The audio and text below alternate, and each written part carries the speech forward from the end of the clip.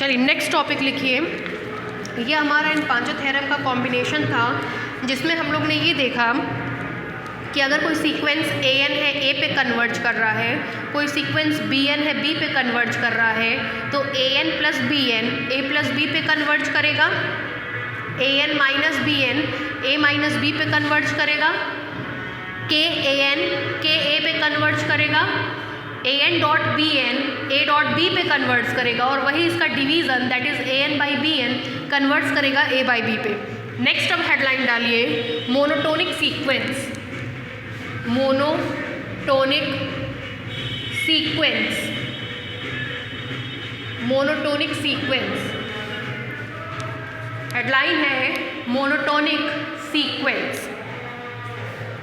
देखिए monotonic sequence की जब भी बात आती है तो मोनोटोन का मतलब होता है कि किस तरफ वो बढ़ रहा है, किस तरफ उसकी टोनिंग जा रही है। टोनिंग जाने का मतलब या तो अपवर्ड डायरेक्शन या तो downward direction, that is either in the position of increment और in the position of decrement. Tonic का मतलब होता है कि वो चीज़ किधर की तरफ टोन अप हो रही है या किधर की तरफ जा रही है, बढ़ रही है कि घट रही है। इस बेसिस पे इसके दो टाइप बताए गए। पहला टाइप बताया गया मोनोटोनिक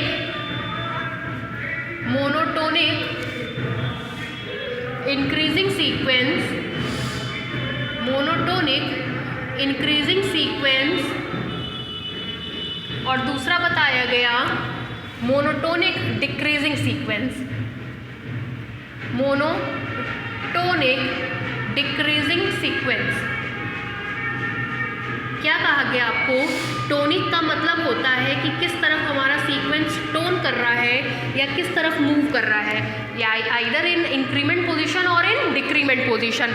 इस बेसिस पे हम लोग को दो तरीके के सीक्वेंस पाए गए, पहला मोनोटोनिक इंक्रीमेंट सीक्वेंस, दूसरा monotonic decreasing sequence. Monotonic increasing sequence के बारे में समझिए। मान लीजिए n बिलोंग कर रहा है नेचुरल नंबर पे। अगर n नेचुरल नंबर पे पाया जाएगा तो इसके एलिमेंट्स हमको मिलेंगे a1, a2, a3, a4 dash dash dash an plus 1 and so on.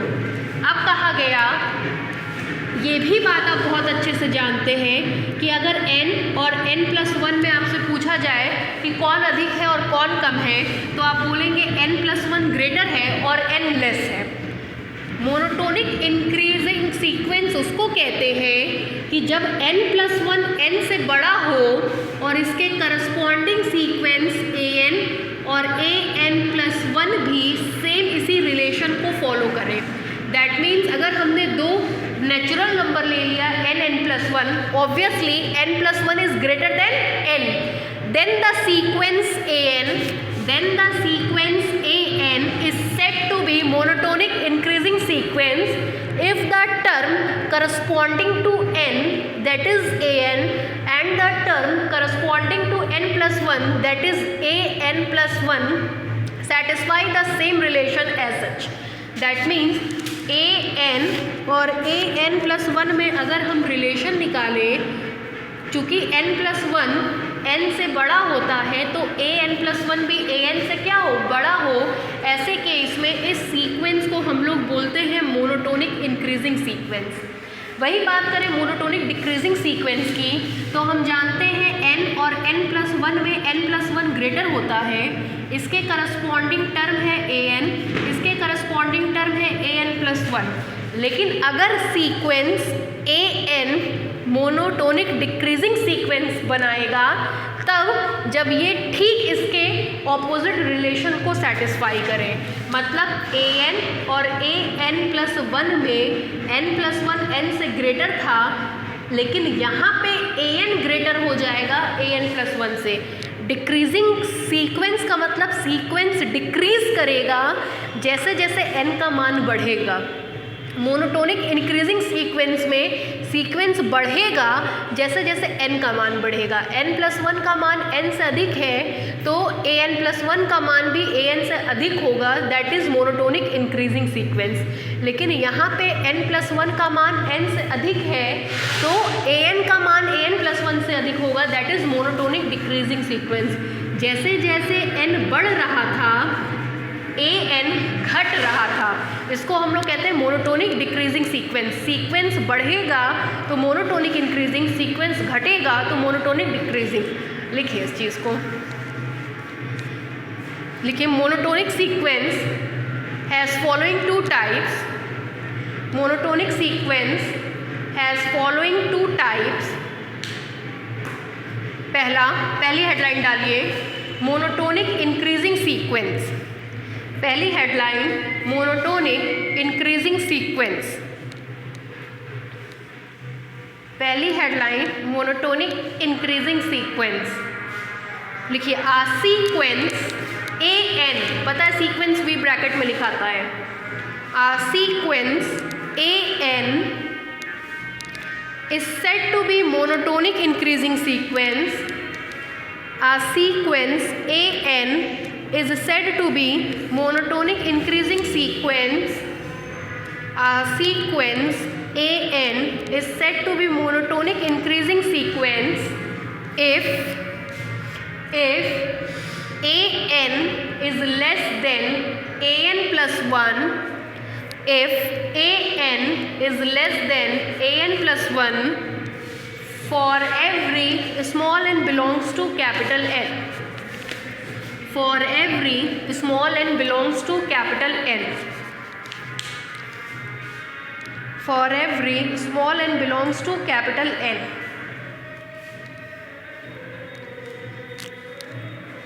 Next लिखिए मोनोटोनिक डिक्रीजिंग सीक्वेंस,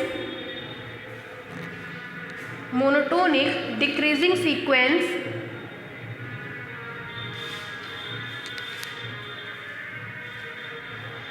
लिखिए a sequence AN,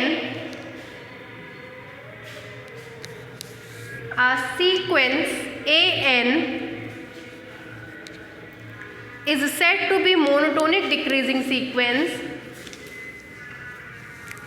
A sequence AN is said to be monotonic decreasing sequence if, ये लिखिए, if AN is greater than AN plus 1 for every small n belongs to capital N. If AN greater than AN plus 1 for every small n belongs to capital N. अब सवाल ये उठता है कि headline थी monotonic sequence, तो अब हम लोग सीक्वेंस को मोनोटोनिक कब कहेंगे? कहते हैं आ sequence AN is said to be monotonic sequence if it is either monotonic increasing और मोनोटोनिक डिक्रीजिंग। अगर इन दोनों में से किसी भी एक नेचर को हमारा सीक्वेंस अडॉप्ट करता है तो उस केस में हम लोग अपने सीक्वेंस को मोनोटोनिक सीक्वेंस कहेंगे। ये अलग बात है कि अगर वो इंक्रीजिंग के केस को सेटिस्फाई करेगा तो उसका स्पेशलाइजेशन हम लोग मोनोटोनिक इंक्रीजिंग सीक्वेंस के लिए करेंगे, और अगर वो डिक्रीजिंग की प्रॉपर्टी को सेटिस्फाई करेगा तो उसका हम लोग कैटेगराइज करेंगे मोनोटोनिक डिक्रीजिंग सीक्वेंस के रूप में। लेकिन अगर हमारा सीक्वेंस इन दोनों में से किसी भी एक प्रॉपर्टी को सेटिस्फाई कर जाता है तो हम अपने उस सीक्वेंस को मोनोटोनिक सीक्वेंस कहते हैं। That means a sequence AN is said to be monotonic increasing, is said to be monotonic sequence if the given sequence is either monotonic increasing और monotonic decreasing। या तो मोनोटोनिक इंक्रीजिंग हो या monotonic decreasing हो, कोई भी एक nature को अगर वो एक्सेप्ट करेगा, अडॉप्ट करेगा, तो उस केस में हमारा सीक्वेंस मोनोटोनिक सीक्वेंस कहलाएगा। ठीक है, लिखिए a sequence AN, a sequence AN is said to be monotonic sequence, is said to be monotonic sequence if it is either monotonic increasing, if it is either monotonic increasing, if it is either monotonic increasing or monotonic decreasing, if it is either monotonic increasing or monotonic decreasing, if it is either monotonic increasing or monotonic decreasing।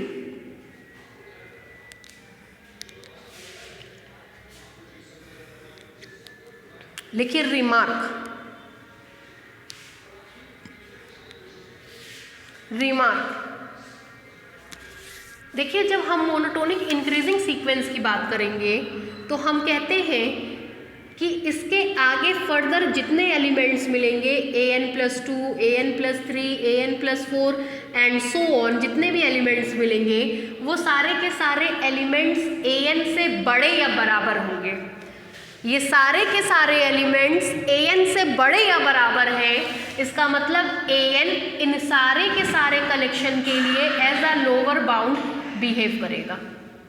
क्या कहा गया कि अगर an less than है an+1 से तो an less than होगा an+2 से, an लेस देन होगा n+3 से, an लेस देन होगा an+4 से एंड सो ऑन से। इस केस में अगर हम इसको बिहेव कराएं एज अ सबसेट S, तो an S में पाए जाने वाले सारे एलिमेंट से छोटा होगा, मतलब an S का लोअर बाउंड बनाएगा। चूँकि इस सेट का लोअर बाउंड मिल रहा है, दैट मीन्स ये सेट हमारा बाउंडेड बिलो होगा। क्या होगा? Bounded below. तो हम कह सकते हैं कि जो सीक्वेंस मोनोटोनिक इंक्रीजिंग होते हैं वो सेट्स बाउंडेड बिलो होते हैं। बाउंडेड बिलो क्यों होते हैं? क्योंकि उनका लोअर बाउंड मिलता है और इस केस में an ही इसका लोअर बाउंड कहलाता है। नेक्स्ट है मोनोटोनिक डिक्रीजिंग सीक्वेंस। अगर आप ऑब्जर्व करें तो an+1, an+2, an+3, an+4 and so on. ऐसे केस में an इससे भी बड़ा है, इससे भी बड़ा है, इससे भी बड़ा है, इससे भी बड़ा है, आगे जितने सारे एलिमेंट्स आएंगे an उन सबसे बड़ा है। अगर हम इसको भी एज अ सबसेट बिहेव कराएं तो आप देख सकते हैं an S में पाए जाने वाले सारे के सारे एलिमेंट से ग्रेटर है। इस केस में an S का अपर बाउंड कहलाएगा, because an is greater then all the elements of S। चूँकि S का अपर बाउंड मिल रहा है, इस केस में हम लोग कहेंगे कि सेट हमारा बाउंडेड एबव है। बाउंडेड एबव है मतलब monotonic increasing sequence bounded below होता है क्योंकि उसका लोअर बाउंड पाया जाता है।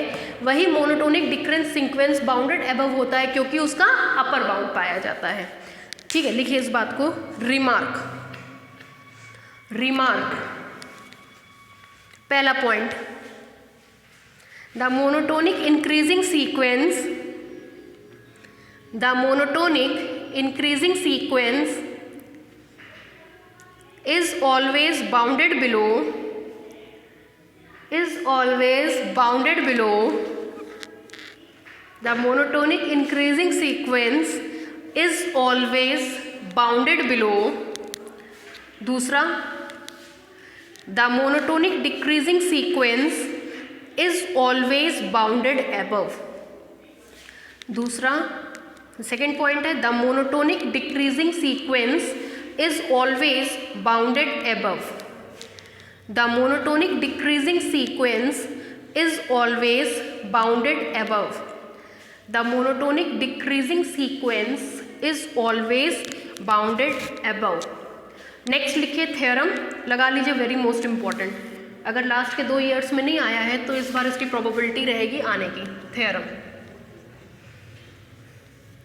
लिखिए, a monotonic increasing sequence, a monotonic increasing sequence is convergent,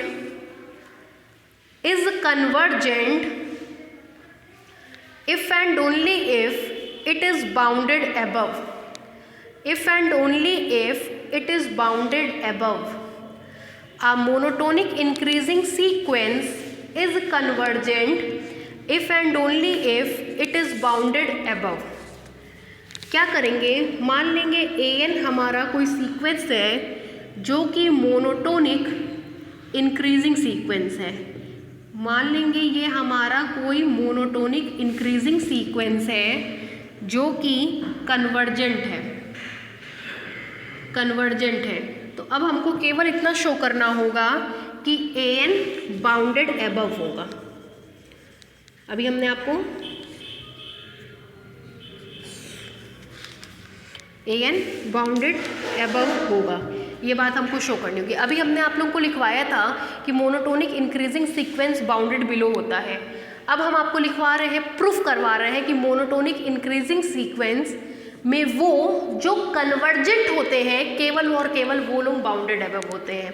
मतलब monotonic increasing sequence 100% bounded below होगा, लेकिन अगर वही कन्वर्जेंट हो जाए तो वो बाउंडेड अबव भी होगा। और ऐसे सीक्वेंस जो बाउंडेड अबव और बाउंडेड बिलो दोनों होते हैं उनको हम लोग बाउंडेड सीक्वेंस कहते हैं। मतलब इस केस में हमारा सीक्वेंस क्या होगा, बाउंडेड सीक्वेंस होगा।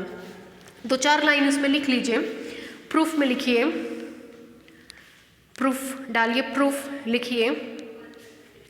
Let an be a monotonic increasing sequence.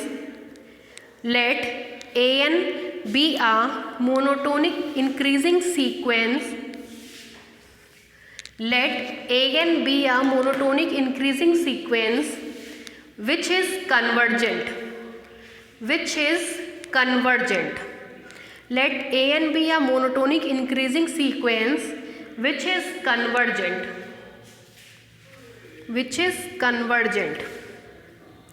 नीचे से लिखिए, then we have to prove that, then we have to prove that an is bounded above. Then we have to prove that an is bounded above. Then we have to prove that an is bounded above. नीचे से लिखिए, since the sequence an is monotonic increasing, since the sequence an is monotonic increasing, since the sequence an is monotonic increasing, नीचे से लिखिए, this implies an is bounded below. This implies an is bounded below. This implies an is bounded below. अगर monotonic increasing होगा तो bounded below होगा ही होगा। फिर नीचे से लिखिए, since an is convergent, since an is convergent, आपको एक थ्योरम बताया गया था कि कोई भी कन्वर्जेंट सीक्वेंस बाउंडेड होता है। सिंस an is convergent, नीचे से लिखिए, then by result an is bounded also. Then by result an is bounded also. हमने कहा कि हमारा सीक्वेंस an बाउंडेड बन गया, बाउंडेड बन गया, साथ ही साथ वो बाउंडेड बिलो है। तो बाउंडेड बिलो है और बाउंडेड बन रहा है, इसका मतलब इसको बाउंडेड अबव भी होना पड़ेगा, तभी वो बाउंडेड कहलाएगा। ये रिजल्ट होल्ड कर रहा है, ये रिजल्ट होल्ड तब करेगा जब ये दोनों रिजल्ट होल्ड करें। इसमें से ये रिजल्ट ऑब्वियस है तो ये रिजल्ट भी होल्ड कर जाएगा। Since then by result an is bounded also, नीचे से लिखिए, thus the sequence an is bounded above. Thus the sequence an is bounded above. Thus the sequence an is bounded above. Thus the sequence an is bounded above. हमने show कर दिया कि हमारा monotonic increasing sequence जो convergent था वो bounded above हो गया। अब हम लोग इसका कन्वर्स पार्ट करेंगे। मान लेंगे ये मोनोटोनिक इंक्रीजिंग सीक्वेंस है जो कि बाउंडेड अबव है, तो शो करेंगे कि वो कन्वर्जेंट होगा। डालिए कन्वर्सली और डाल करके छोड़ दीजिए, बाकी नेक्स्ट टर्न पे कन्वर्सली डाल के छोड़ दीजिए।